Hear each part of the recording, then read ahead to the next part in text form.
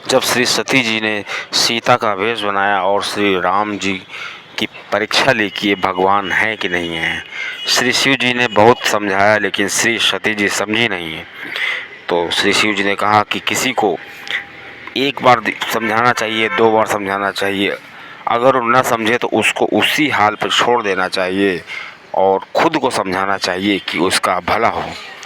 जब श्री सती जी श्री राम जी की परीक्षा लेने को गईं तो श्री शिव जी बरगद के पेड़ के नीचे बैठ गए और ध्यान में श्री राम जी से राम का नाम जपने लगे।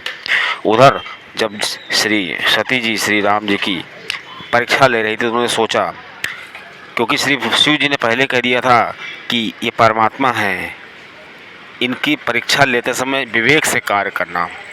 उधर श्री सती जी को उपाय सोचा कि क्यों ना सीता जी का भेष बनाया जाए। श्री सती जी सीता जी का भेष बना के श्री राम जी के आगे आगे चलने लगी। जैसे ही ये लक्ष्मण जी ने देखा, वो समझ गए ये मेरी भाभी हो ही नहीं सकती, क्योंकि भाभी तो हमेशा श्री राम जी के पीछे पीछे चलती थी। अब श्री राम जी ने जब देखा श्री सती जी को जो कि सीता जी के भेष में थी, तुरंत श्री राम जी ने उनको प्रणाम किया। कहा, माता बाबा कहाँ हैं, कहाँ वृषकेतु। जब सती जी समझ गई कि ये श्री राम जी हमको पहचान गए तो श्री सती जी शर्मिंदा हो गई और उल्टे पांव श्री शिव जी के पास आई। श्री शिव जी ने कहा, जैसे ही श्री सती जी को देखा, कहा आपने परीक्षा ले ली और किस विधि से परीक्षा ली है ये बताइए, कौन विधि परीक्षा आपने लिया।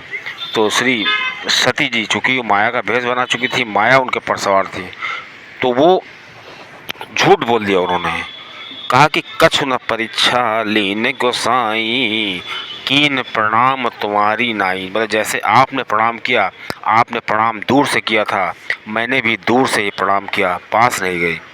अब श्री शिव जी को शक हो गया कि जो मेरे समझाने से न समझे वो अपने आप कैसे समझ सकता है, रास्ते में कैसे समझ सकता है। श्री शिव जी ने ध्यान किया और श्री शिव जी ने सब कुछ देख लिया जो श्री सती जी ने किया था। बस जब श्री शिव जी को लगा कि सती ने सीता का भेष बनाया है, बस उसी समय श्री शिव जी ने श्री सती जी का त्याग कर दिया, मन ही मन में त्याग कर दिया। आकाशवाणी हुई कि आप कितने बड़े भक्त हैं श्री राम जी के। आकाशवाणी के विषय में श्री सती जी ने बहुत बार पूछा कि क्या आकाशवाणी हुई है, आपने कौन सी प्रतिज्ञा ली है।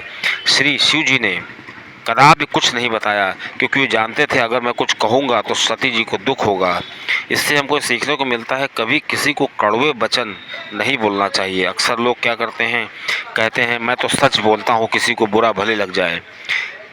तो किसी को अगर कोई बुरा कर रहा है तो उसको उसके हाल पे छोड़ देना चाहिए, उसको उसके परिणाम स्वयं प्राप्त होंगे, लेकिन स्वयं कड़वा बोल करके उसको अपमानित नहीं करना चाहिए। फिर भी श्री शिव जी की सज्जनता देखिए, श्री शिव जी इतने भोले हैं, वो बार बार यही सोच रहे हैं कि मेरी सती ने झूठ नहीं बोला है, ये श्री राम जी की माया है, श्री राम जी की माया की वजह से श्री सती जी ने मुझसे झूठ बोला है।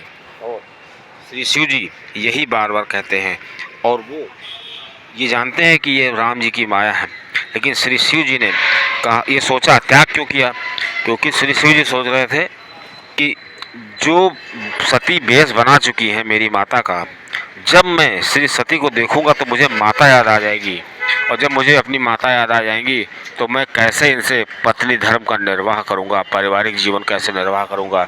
इसलिए श्री सती जी ने सोचा कि अब सती से मेरा मिलन होने वाला नहीं है, इसका सबसे अच्छा उपाय श्री शिव जी ने समाधि लेना समझा और श्री शिव जी समाधि में चले गए। बताया जाता है श्री शिव जी 87,000 वर्ष समाधि में रहे और इधर सती जी प्रतीक्षा करती रहीं कब श्री शिव जी अपनी समाधि से निकले।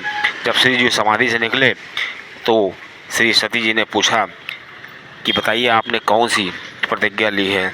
तो श्री शिव जी ने उनको अपने बगल में बाम अंग में आसन नहीं दिया है, उनको सामने बिठाया है। वैसे तो श्री सती जी बाएं हाथ तरफ बैठती हैं, लेकिन उस समय दाहिने सामने बिठाया है, क्योंकि अब उनका स्थान बाएं का नहीं रह गया है। और श्री शिव जी ने फिर उनको राम कथा सुनाना शुरू कर दिया। कहा कि तुमको मैं कथा सुनाता हूँ। श्री शिव जी ने सोचा मैं इतने दिन से समाधि में था, सती अकेले थी, चलो इनको कथा सुनाते हैं। फिर भी सती जी का मन नहीं लगा। इधर श्री शिव जी